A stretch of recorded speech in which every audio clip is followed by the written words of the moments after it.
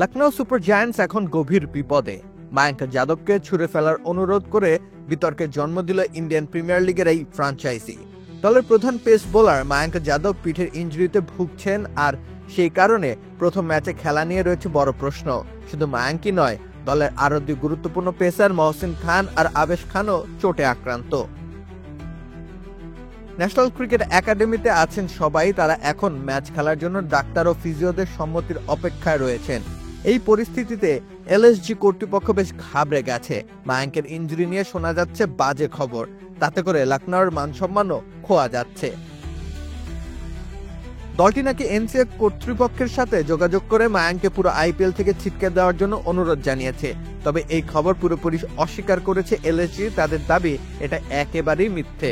বিষয়টাকে তারা মানহানিকর বলেও দাবি করছে।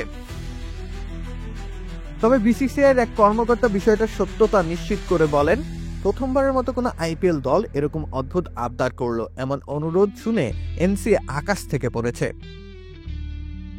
এখন সবচেয়ে বড় চিন্তা হলো, যদি মায়াঙ্ক, মহসিন আর আবেশ তিনজনই প্রথম ম্যাচে খেলতে না পারেন, তাহলে দিল্লি ক্যাপিটালসের বিপক্ষে লখনৌর একমাত্র বোলার হিসেবে আকাশদীপ সিংই থাকছেন।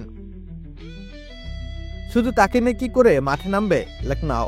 আর এমন পরিস্থিতিতে লখনৌয়ের জন্য একটা পথ ঠিক খোলা, মায়াঙ্ককে পুরোপুরি ছিটকে দিয়ে নতুন কাউকে দলে নেওয়া।